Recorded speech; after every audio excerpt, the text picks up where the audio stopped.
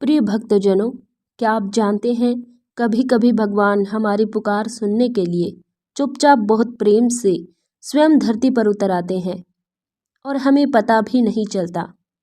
जब ऐसा होने वाला होता है ना, तो घर में, मन में और हमारे छोटे से दीपक की लौ में एक हल्की सी चमक उठ जाती है।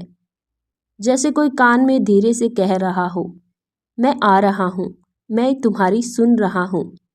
आज मैं आपको पौष मास की जो विष्णु कथा सुनाने जा रही हूँ, वह बिल्कुल ऐसे ही दिव्य कोमल सी कहानी है, जहाँ एक साधारण सी स्त्री के जीवन में उसकी भक्ति ने चमत्कार का दरवाजा खोल दिया।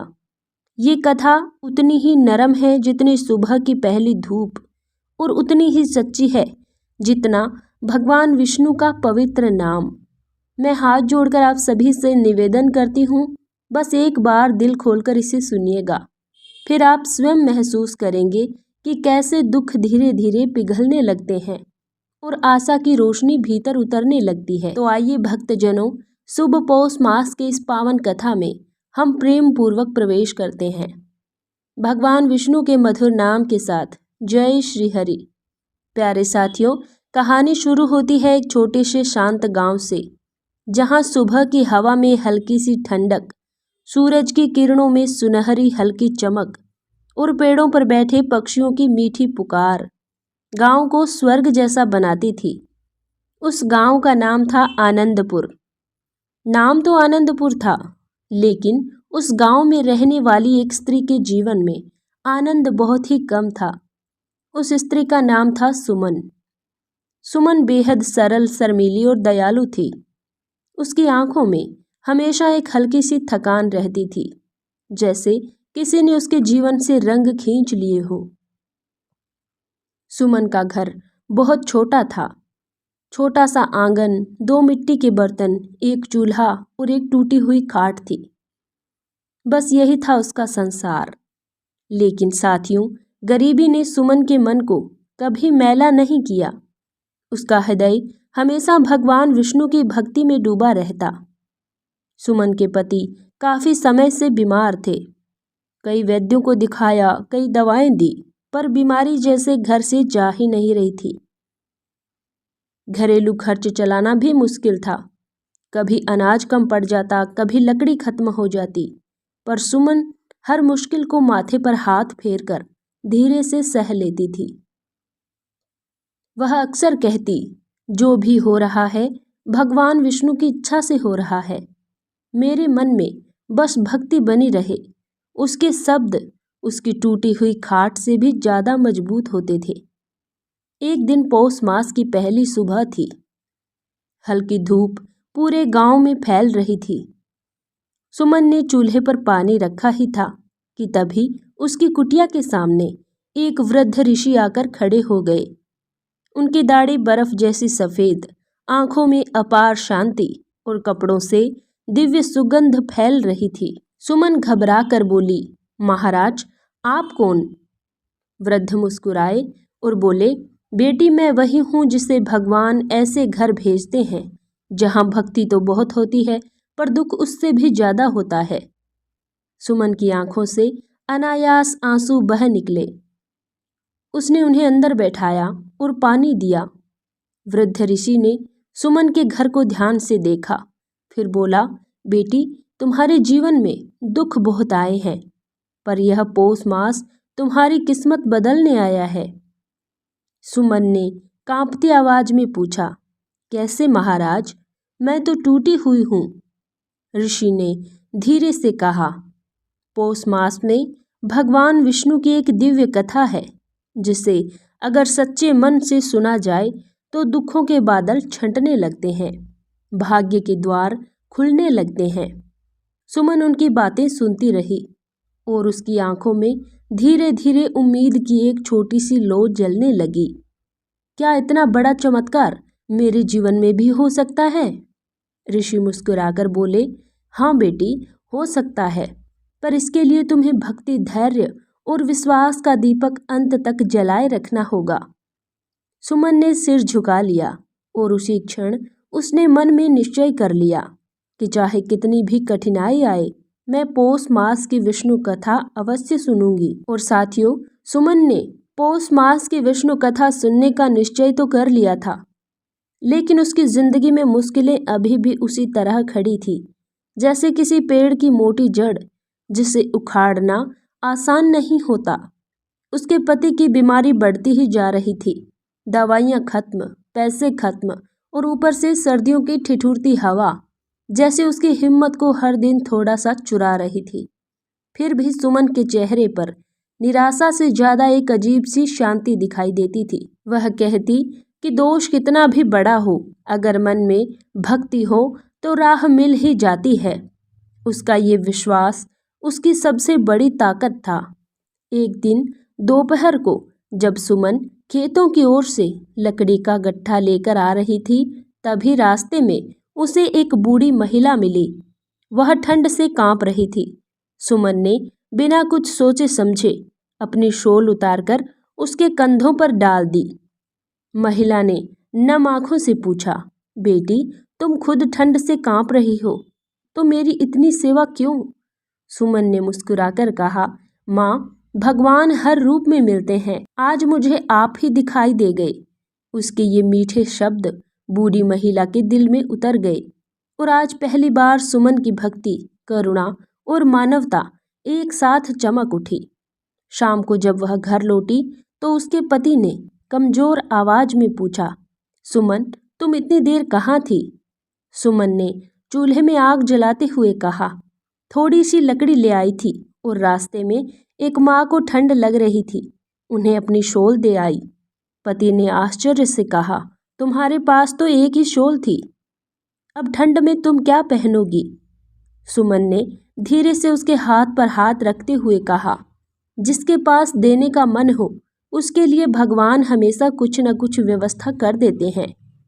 उसकी मुस्कुराहट में विश्वास की इतनी गहराई थी कि उसकी गरीबी भी उस पर छोटी लगने लगी। उसी रात वही वृद्ध ऋषि फिर उसके दरवाजे पर आए। सुमन ने तुरंत उन्हें अंदर बैठाया। ऋषि ने मुस्कुराते हुए कहा, बेटी, आज तुमने जो दया का काम किया है वह सीधा भगवान विष्णु तक पहुंचा है। याद रखो, पौष मास की कथा सुनने से पहले ईश्वर मन को परखते हैं। सुमन घबराई, क्या मेरी परीक्षा अभी शुरू हुई है महाराज?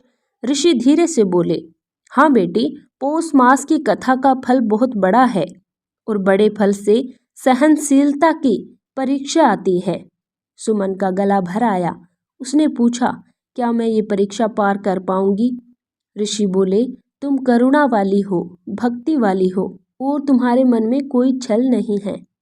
जो मन सच्चा हो, विष्णु की कृपा उस पर देर से ही सही पर अवश्य उतरती है। इसके बाद ऋषि ने सुमन को पौष मास की कथा सुनने का सरल तरीका समझाया। सिर्फ 7 दिनों तक तुम भक्ति, सत्य और धैर्य का दीपक जलाए रखना, कथा स्वयं तुम्हें प्रकाश देगी। सुमन ने तुरंत चरण छूकर कहा, महाराज, मैं टूट जाऊंगी पर भक्ति नहीं छोड़ूंगी। ऋषि ने प्रसन्न होकर आशीर्वाद दिया, तुम्हारे दुख अब धीरे धीरे अपना रूप बदलने वाले हैं। सुमन ने अपने आंचल से आंसू पोंछे और पहली बार उसके दिल की तहों में एक हल्की सी उम्मीद चमकी, जैसे अंधेरे कमरे में दीपक की एक लौ जल उठी हो। सुमन ने जैसे ही ऋषि के बताए नियमों के अनुसार पहली बार दीपक जलाया, उसी क्षण कथा का द्वार खुलने लगा और वह स्वयं को भगवान के लोक में खड़ा महसूस करने लगी। उस दिव्य लोक में नीला आकाश दुगना उजला था, जैसे समुद्र की गहराई उसमें झिलमिला रही हो। सोनल रंग की किरणें हर ओर बह रही थी और वेदों की ध्वनि हवा में हल्की सी मिठास खोल रही थी। वहीं पर स्थित था भगवान विष्णु का दिव्य सिंहासन, चतुर्भुज रूप, शांत मुस्कान, कमल समान नेत्र, जिनको देखकर कोई भी जीव अपने दुख भूल जाता हो। इसी समय देवताओं की एक विशाल सभा लगी हुई थी। देवगण एक एक करके आए और सभी के चेहरों पर चिंता की रेखाएं थी। इंद्र बोले, प्रभु, पृथ्वी पर बहुत दुख बढ़ गए हैं, कई घरों में संकट है, कई परिवारों में कलह है और कई भक्तों की प्रार्थनाएं दुख के कारण टूटने लगी है। अग्निदेव ने कहा, प्रभु, मनुष्य निराश हो रहे हैं, जीवन में बोझ बढ़ता जा रहा है, उन्हें कोई मार्गदर्शन चाहिए। वायुदेव ने कहा, पृथ्वी की पीड़ा आकाश तक पहुंच गई है। देवताओं की इस व्यथा को सुनकर भगवान विष्णु ने अपनी शांत आंखें खोली। उनकी आंखों में करुणा का प्रकाश था, जैसे वे हर जीव के हृदय को पढ़ सकते हो। भगवान विष्णु ने धीरे से कहा, जब मनुष्य का मन टूटने लगता है, मैं स्वयं उसके पास कथा के रूप में पहुंचता हूँ। कथा ही वह दवा है जो दुखों के घावों को भर देती है। देव सभा शांत हो गई। हर देव उनके शब्दों को ग्रहण कर रहा था, जैसे ये वचन आत्मा की प्यास बुझा रहे हों। फिर भगवान बोले, पौष मास में मेरी एक दिव्य कथा है। जो भी भक्त इसे सच्चे मन से सुनेगा, जीवन से दुख हटने लगेंगे, संकट घुलने लगेंगे, उनका मन पुनः आशा से भर जाएगा।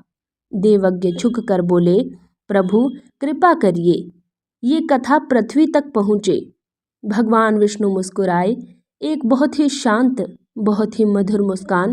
कथा तो पहले से ही है, बस सुनने वाला सच्चा भक्त चाहिए। और ठीक उसी समय उनकी दृष्टि धरती पर खड़ी एक स्त्री पर पड़ी। वो थी सुमन। विष्णु भगवान बोले, ये स्त्री दुख में है, पर इसका मन नहीं टूटा। इसकी करुणा, धैर्य और भक्ति इसे उस कथा तक ले जाएगी जो इसके जीवन को बदल देने वाली है। सुमन उस समय अपने छोटे से घर में बैठी दीपक की लौ को ताक रही थी, पर उसे क्या पता था कि स्वर्ग लोक में देवता उसी की चर्चा कर रहे हैं। देव सभा में ब्रह्मदेव बोले, प्रभु, क्या यह कथा सुमन के जीवन में परिवर्तन लाएगी?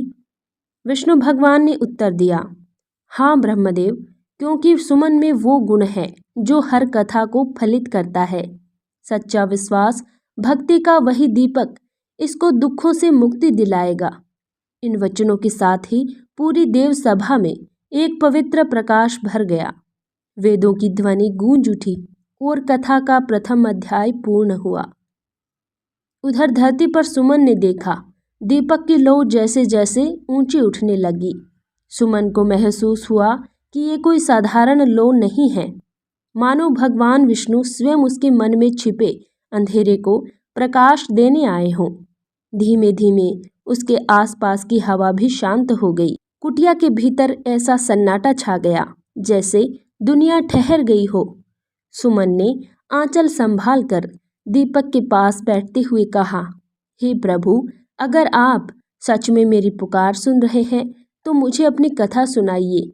और भक्तों, जैसे ही उसके ये शब्द पूरे हुए, कथा का पहला दृश्य उसके मन के भीतर उभरने लगा। एकदम साफ, एकदम दिव्य, जैसे कोई स्वप्न नहीं बल्कि साक्षात दर्शन हो। उसी क्षण एक मधुर करुणा भरी आवाज उसके मन में गूंजी, सुमन, सबसे पहले सुनो उस राजा की कथा जो धर्म प्रिय था पर कठिनाइयों से घिर गया था।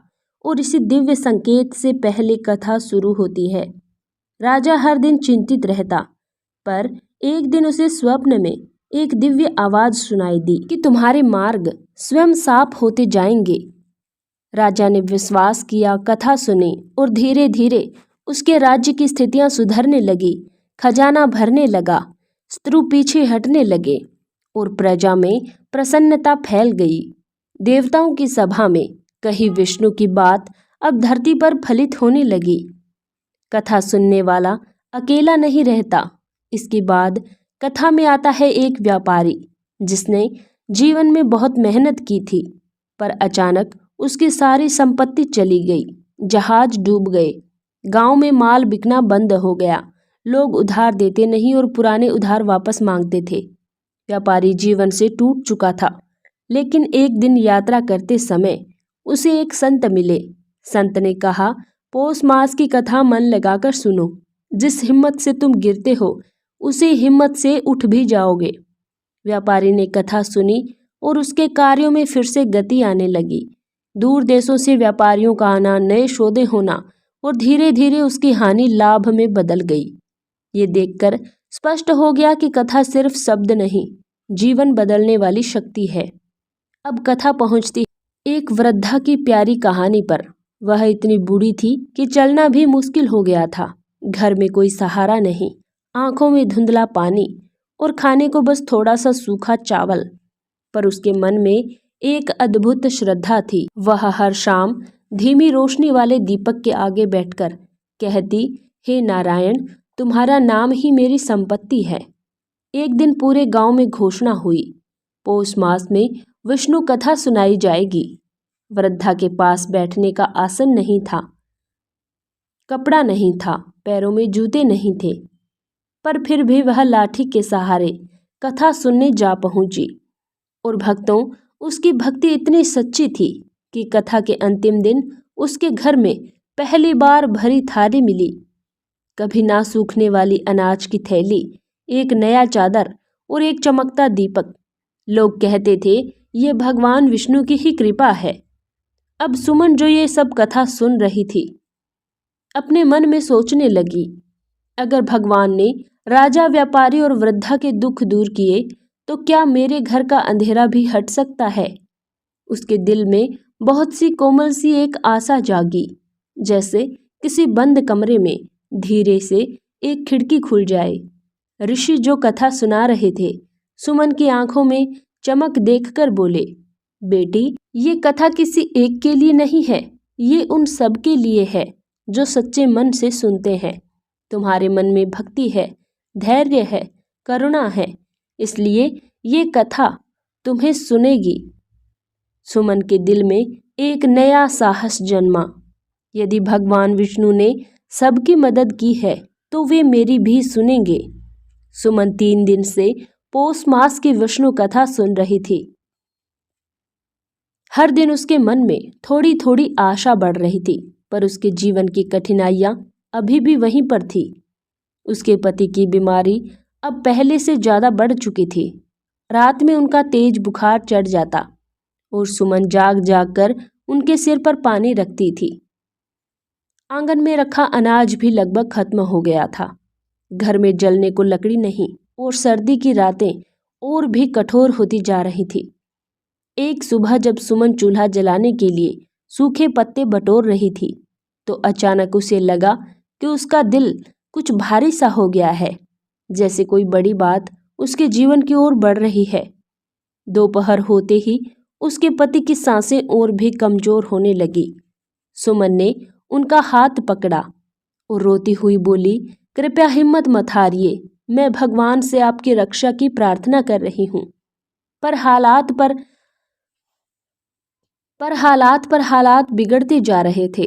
शाम तक गांव के 2-3 लोग देखने आए और बोले, सुमन बहुत कोशिश कर ली, शायद अब कुछ नहीं हो सकता। ये शब्द सुनकर सुमन का दिल अंदर से टूट गया। उसके चेहरे पर आंसू नहीं, बस एक गहरी चुप्पी उतर आई। उसने ऊपर आसमान की ओर देखा, बहुत ही धीमे स्वर में कहा, हे भगवान विष्णु, अगर मेरी भक्ति सच्ची है तो मेरे पति की रक्षा कीजिए। और वह रात सुमन के जीवन की सबसे लंबी रात थी। चूल्हा बुझा हुआ, आंगन ठंड से जमा हुआ और कुटिया की दीवारों पर अंधेरा जैसे छाया बनकर बैठ गया था। लेकिन उस अंधेरे के बीच सुमन ने एक छोटा सा दीपक जलाया। दीपक की लौ बहुत ही छोटी थी, पर उसमें सुमन का विश्वास पहाड़ जैसा अडिग था। उसने दीपक के सामने बैठकर धीमी आवाज में कहा, हे प्रभु, मैं आपकी कथा सुन रही हूँ, कृपया मुझे छोड़ मत दीजिए। उसकी आंखों में आंसू टपक रहे थे, पर उसके होठों पर भगवान का नाम था। और ठीक उसी समय, जब रात सबसे शांत होती है, जब हवा भी रुक जाती है, उसी क्षण कुटिया में अचानक हल्की सी दिव्य सुगंध फैलने लगी। पहले सुमन को लगा शायद भ्रम है, पर धीरे धीरे पूरे कमरे में एक गर्माहट उतर आई, जैसे किसी ने उसके दुखते मन पर हथेली रख दी हो। सुमन ने आश्चर्य से देखा, दीपक की लौ अब पहले से कहीं ज्यादा तेज हो गई थी। ऐसा लग रहा था जैसे कोई अदृश्य शक्ति उसे सहला रही हो। इसी दिव्य क्षण में सुमन ने महसूस किया कि उसके पति की सांसें अब थोड़ी स्थिर हो रही है। उनका चेहरा पहले से शांत और धड़कनें नियमित हो रही है। सुमन के हृदय में भावना का सागर उमड़ पड़ा। उसने हाथ जोड़कर भगवान से कहा, हे नारायण, ये आपकी ही कृपा है। दीपक की लौ एक क्षण के लिए ऐसी चमकी जैसे वह हाँ कह रही हो।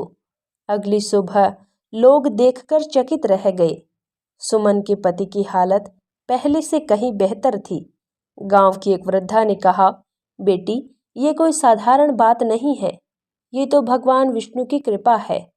सुमन ने आंसू पोंछते हुए कहा, हाँ माँ, मैंने कल रात भगवान को बहुत पुकारा था। वृद्धा मुस्कुराई और कहा, भगवान कभी भी उस पुकार को अनसुना नहीं करते जो सच्चे मन से निकले। अब सुमन के मन में एक नया विश्वास जग उठा। विष्णु कथा सच में चमत्कार करती है और मेरी परीक्षा का समय धीरे धीरे समाप्त होने वाला है। सुमन ने 5 दिनों तक पूरी श्रद्धा से विष्णु कथा सुनी।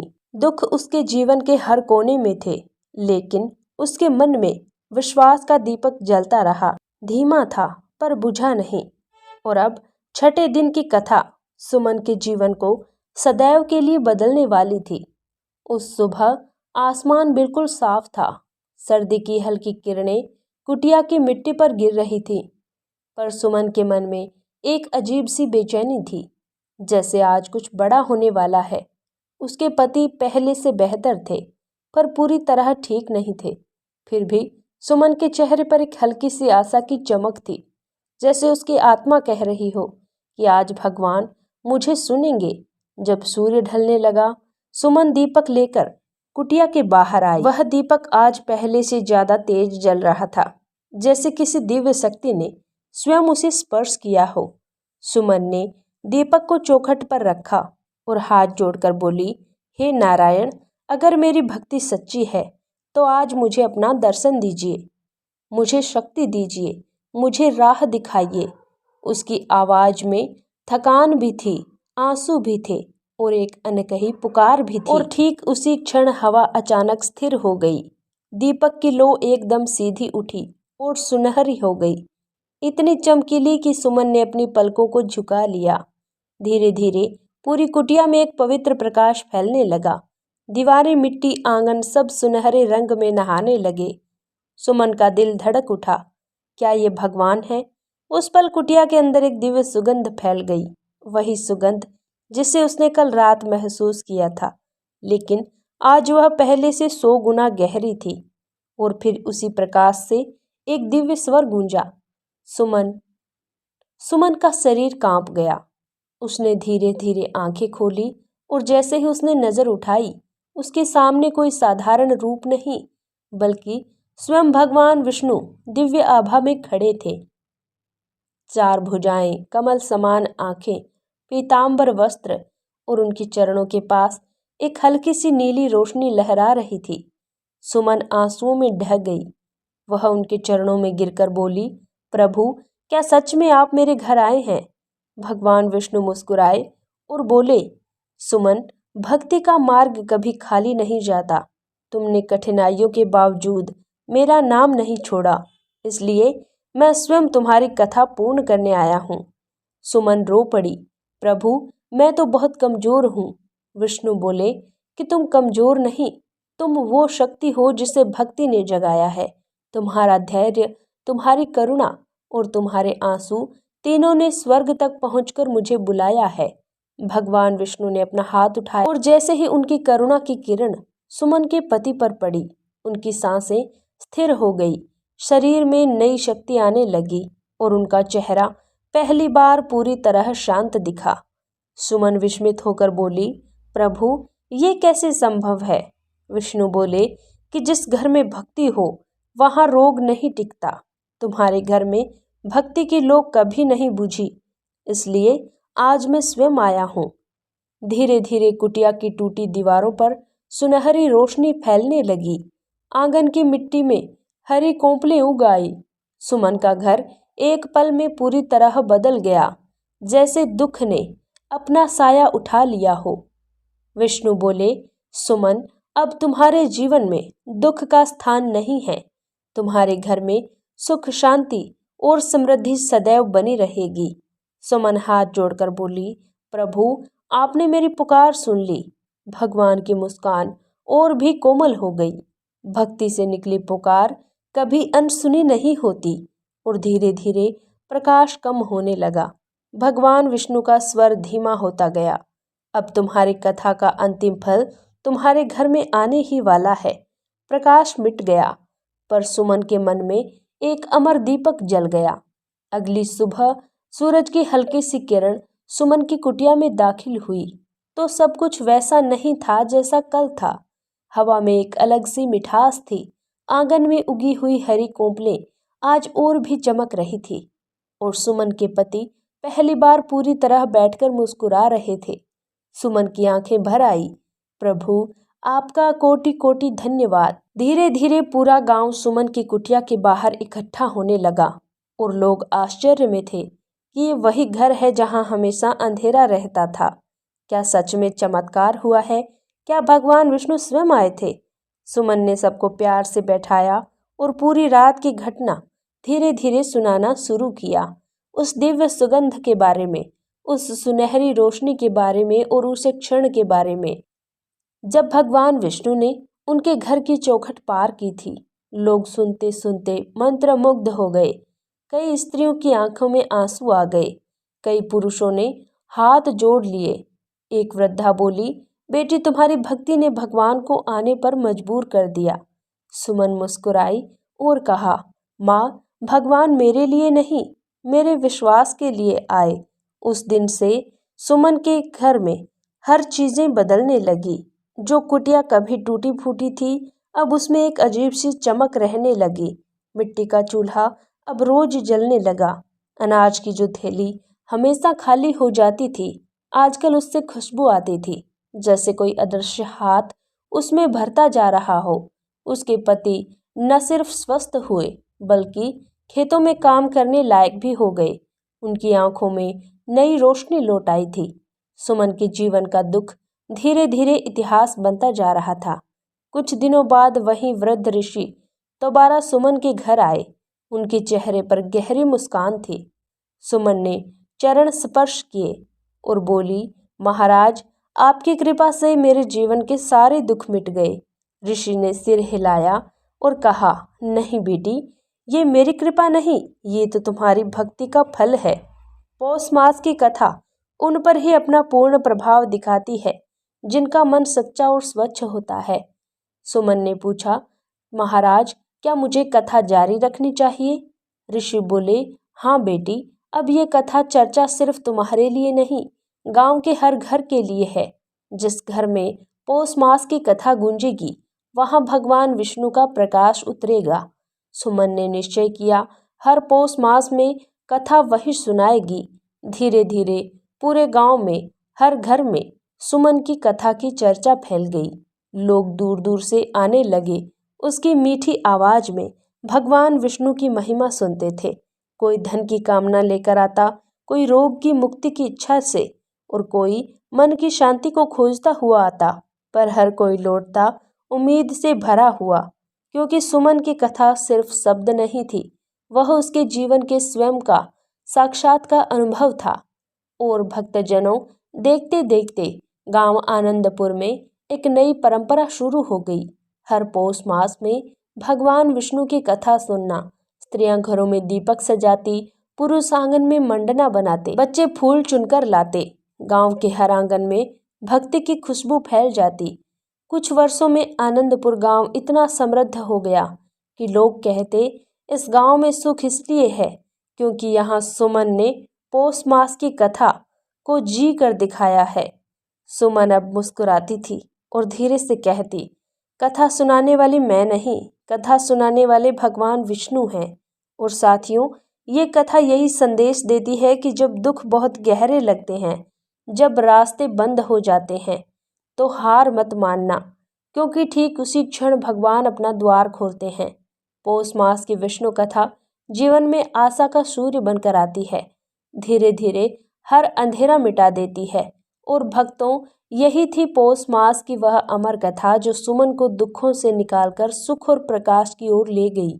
और याद रखिए, भगवान विष्णु की कृपा उन सब पर पहले उतरती है जो कठिनाई में भी भक्ति का दीपक बुझने नहीं देते। आपके जीवन में भी सुख, शांति और समृद्धि सदैव बनी रहे। इसी शुभ भावना के साथ ये कथा यहीं पूर्ण होती है। तो हमारे प्यारे भक्तजनों, अगर पौष मास की इस विष्णु कथा ने आपके मन को जरा सा भी छुआ हो, थोड़ी सी भी शांति दी हो, या आपके दिल में एक हल्की सी रोशनी जगाई हो, तो समझिए भगवान विष्णु की कृपा धीरे धीरे आपके जीवन में उतर रही है। तो मैं बस प्रेम से कथा सुनाती हूँ, बाकी काम तो हमारे भगवान विष्णु ही करते हैं।